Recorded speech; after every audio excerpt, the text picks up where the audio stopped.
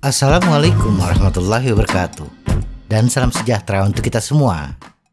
Berlatih di tanjakan tidak bisa dihindari, apalagi bagi pesepeda yang ingin mengikuti kompetisi. Jalur sepeda tidak ada yang 100% datar, khususnya untuk kompetisi sepeda jarak jauh, kecuali velodrome. Tetapi tidak bisa kita pungkiri, berlatih di tanjakan kadang-kadang momok yang menakutkan. Jenis latihan yang bisa melemahkan semangat pesepeda. Terhenti di tengah tanjakan, apalagi disalip oleh pesepeda lain, bukanlah kondisi yang mengenakan hati. Untuk itu, kita harus terus berlatih. Tetapi bagi pemula, tidak harus menyiksa diri dengan latihan yang langsung pada tingkatan yang ekstrim. Mulailah dari memahami apa yang akan kita hadapi di tanjakan, bagaimana kondisi peralatan dan kekuatan kita, dan apa yang harus kita lakukan di tanjakan adalah modal awal untuk berlatih di tanjakan. Tidak harus berlatih langsung di tanjakan curam. Berlatih di tanjakan menjelang jembatan akan lebih bermanfaat bagi pemula. Berikut ini bagaimana caranya kita menentukan gradien tanjakan yang bisa kita latih.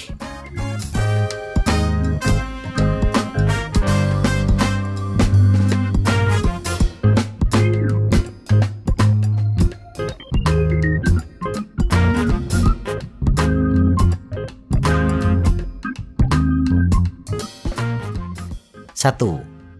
Keluaran tenaga.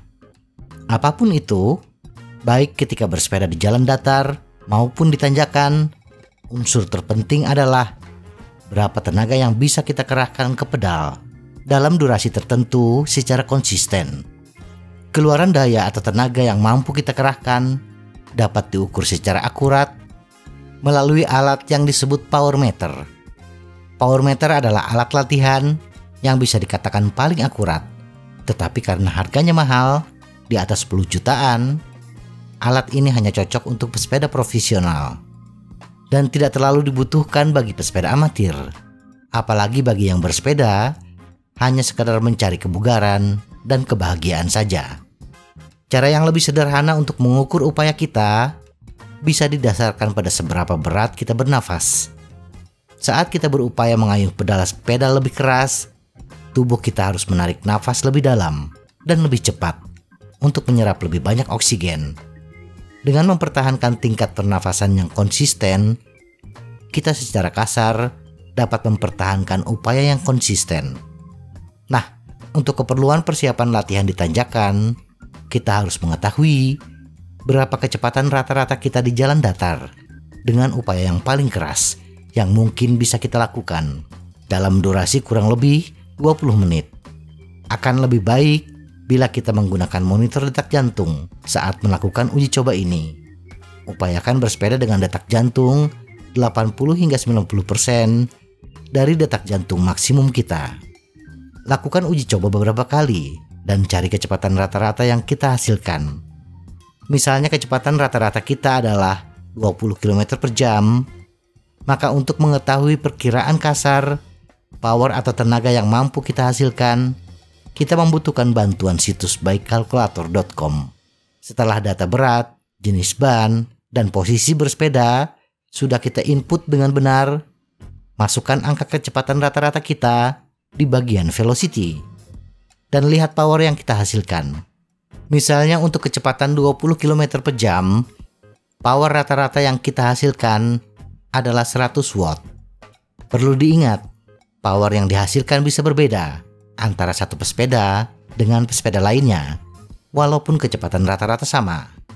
Ini karena perbedaan berat total, jenis ban, dan posisi duduk. 2. Sesuaikan dengan gear ratio.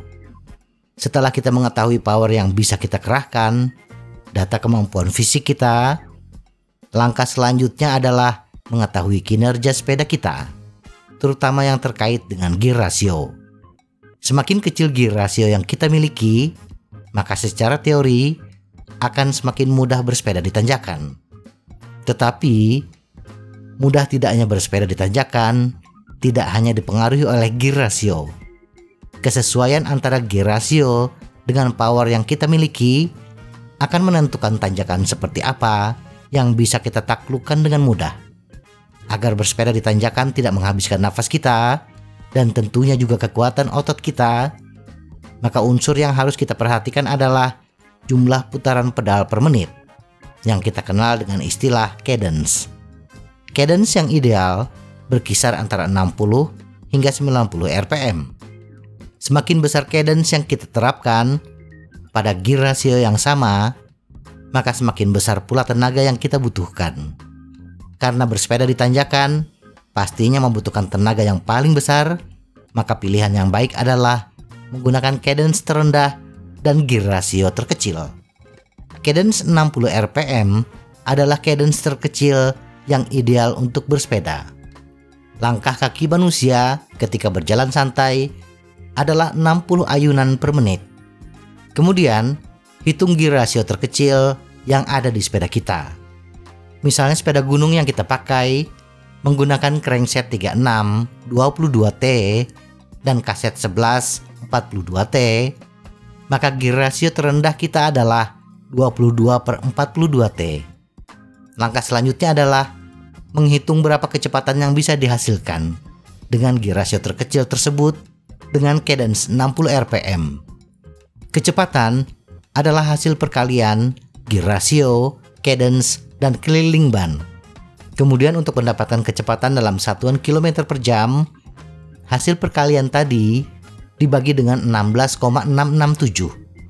Untuk contoh tadi, bila kita menggunakan ban 27,5 kali 2,1 inci dengan keliling ban 2,16984 meter, kecepatan sepeda pada gear ratio terkecil adalah 22 dibagi 42 dikali 60 dikali 2,16984 dibagi 16,667 menjadi 4,09 km per jam.